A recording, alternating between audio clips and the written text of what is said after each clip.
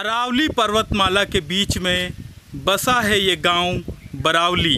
उदयपुर जिले की सायरा तहसील क्षेत्र का ये गांव है।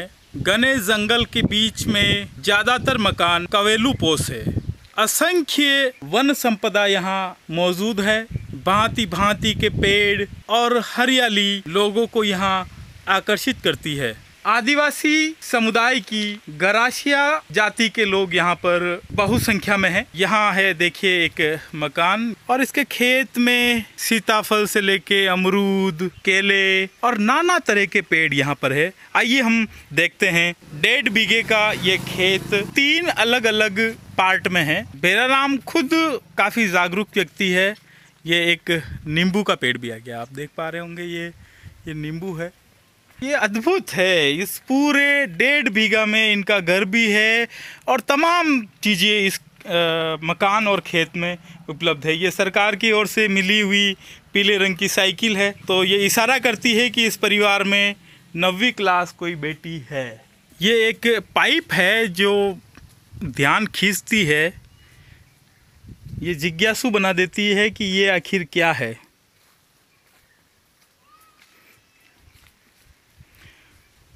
और ये है गोबर गैस संयंत्र। बेराराम जी के खेत में गायें हैं, घर पे भैंस बकरी वगैरह है और उनका जो गोबर है उसको यहाँ पे डाल के इसे हिलाया जाता है और हिलाने से वो गोबर जो है बारीक होके यहाँ से होके टैंक में चला जाता है। यहाँ आगे टैंक है और वहाँ से टैंक से गोबर सड़ के उसकी जो गैस होती है वो इस पाइप के माध्यम से इनके घर में जाती है और वहीं पे चूल्हा जलाया जाता है। बेराराम जी एक बार जला के बता सकते हैं क्या? ये किचन है आपका। तो ये गोबर गैस की पाइप ही है ना? हाँ ओके।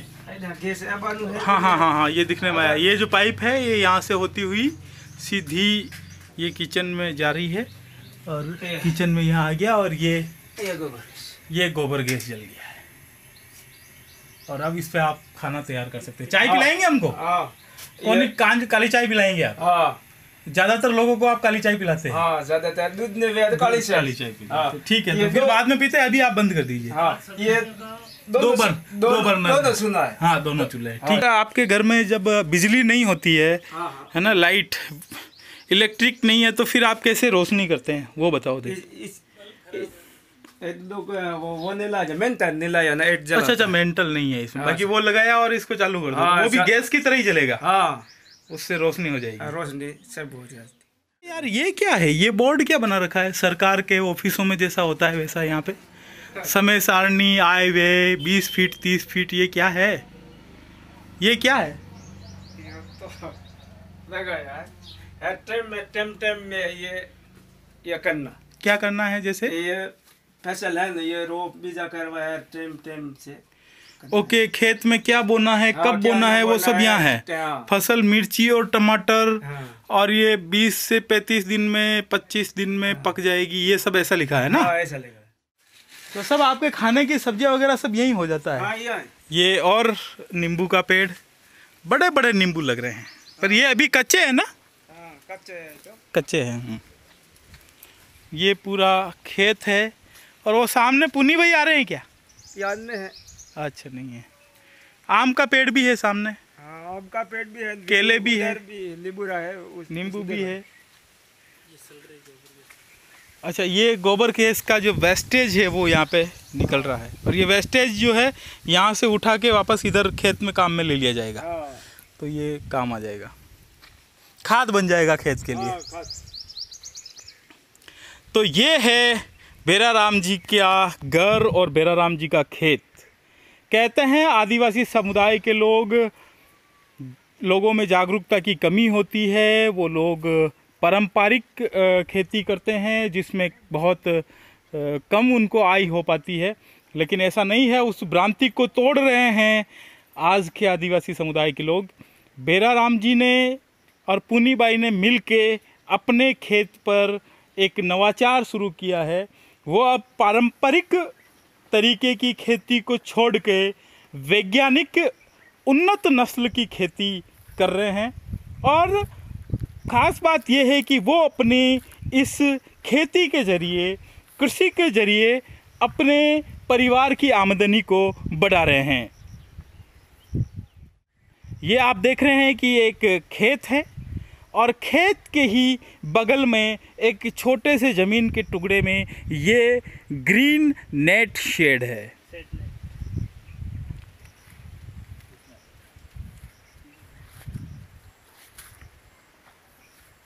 इसमें क्या लगाया है मेरा राम जी? आइए देखिए, बताइए। ये जो मैंने जानकारी की है उसके अनुसार ये ग्रीन शेड नेट ये लगाया है CMF, centre for micro finance, CMF, उनके द्वारा। CMF फंडिंग एजेंसी है और FES, foundation for ecological services, तो FES के द्वारा यहाँ पर काम किया जा रहा है।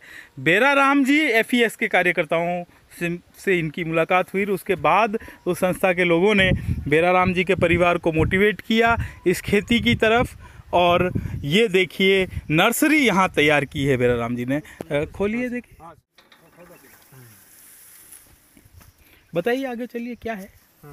ये पौधा है, मिर्ची का पौधा है, टमाटर का पौधा है। अच्छा, ये जो पौधे हैं इसके अंदर, हाँ सर, ये किसके हैं? ये मिर्ची का, ये मिर्च है, ये टमाटर, ये टमाटर है। बहुत सारे पौधे लगाए, तो ये सब आपके खेत में लगाओगे क्या आप? ना तो थोड़ा बहुत आपने खेत में लगा हो तो खेत में, दूसरा है तो गाँव में मोले खरीद के ले जाता है लोग आपसे खरीद के ले जाते हैं। हाँ सर, ठीक है। कितना पैसा देते हैं एक पौधे का? एक पौधे का 1 रुपया। एक पौधे का 1 रुपया। और ये कितना पौधा है यहाँ पे आपके यहाँ? ये लगभग 20-22 हज़ार। ठीक है, ठीक है, चलिए। तो ये फिर कौन लेने आते हैं आपके पास? ये सब आर पार गाँव वाला ले जाते हैं, आसपास में सब गाँव वाला लोग। आपने यहाँ पे मिर्च लगाई भी रखी है, इतनी बड़ी बड़ी मिर्च है। अच्छा है, बड़ी बड़ी है। ये मिर्च बेचते हो आप? हाँ, ये तो जाती है 50 रुपया किलो थी जाती है। 50 रुपये किलो? हाँ, तो बावे पर डिफरेंट है सर। लेकिन हमारे गांव में तो 40 रुपये किलो मिल जाती है। अभी मिल जाती है, पर कहीं दौड़ तो भाव है ज़्यादा, कहीं दौड़ कम है। कम है, ओके। हाँ, ज़्यादा भी है तो ज़्यादा पैसा ले, और कम भी है तो कम भाव है। हमारे साथ यहाँ मौजूद है CMF के मुकेश कुमार। मुकेश जी नमस्कार। नमस्कार।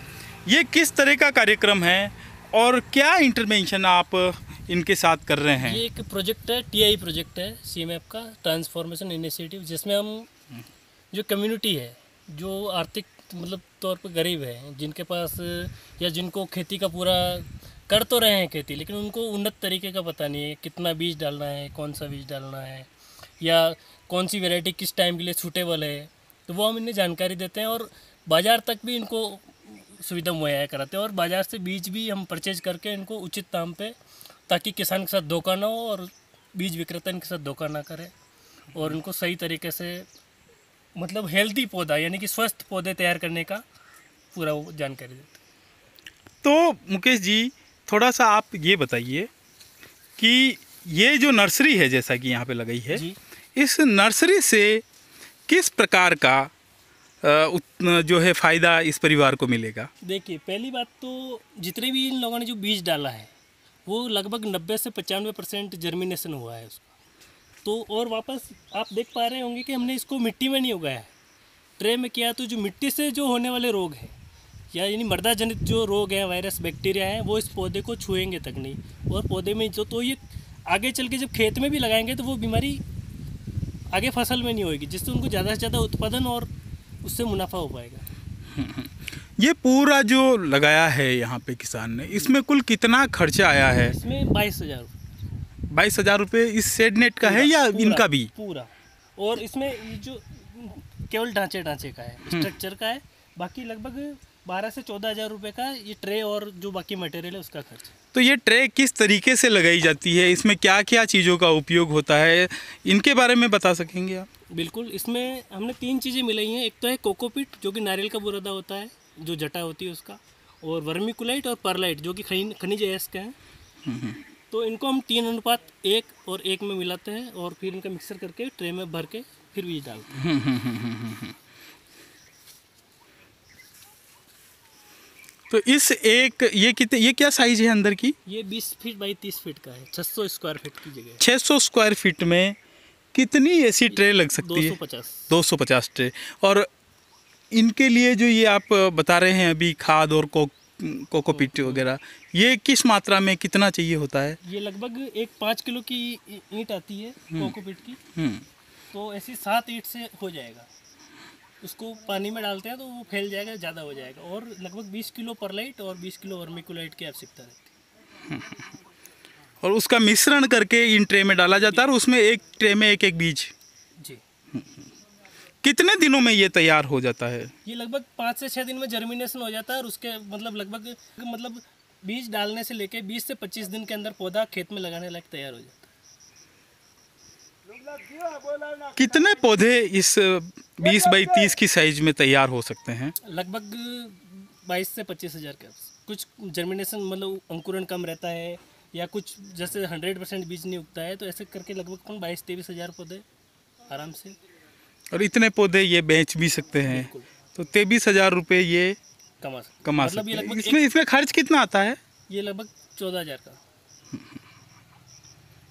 ठीक है, थैंक यू मुकेश जी। तो भेराराम और पुन्नीबाई न केवल नर्सरी में पौधे उगाकर बेच रहे हैं, बल्कि जो पौधे इनके पास बच जाते हैं उनको अपने खेत में उगाकर उनसे भी उत्पादन ले रहे हैं। ये खेत में इन्होंने टमाटर बोए हैं, ये टमाटर की पैदावार है। बीच बीच में कहीं ये आप देख पा रहे हैं हरी मिर्च है और बहुत सारे टमाटर। इन टमाटर और मिर्ची को इस परिवार के लोग मिलकर आसपास के गांवों में बेच देते हैं और सालाना कम से कम 25,000 रुपये तक की आमदनी ये अपनी बढ़ा लेते हैं। मेरा नाम मन्नाराम गमेती है और गांव बरावली के बुजफला में रहने वाला हूँ। अच्छा, आपने भी अपने खेत पर टमाटर लगाए थे? हाँ, हमने भी लगाए टमाटर। तो आपको ये कहाँ से मिली प्रेरणा अपने खेत में टमाटर के पौधे लगाने की? कहाँ से बीज मिले और फिर कितना उत्पादन आपने किया? क्या फ़ायदा हुआ आपको?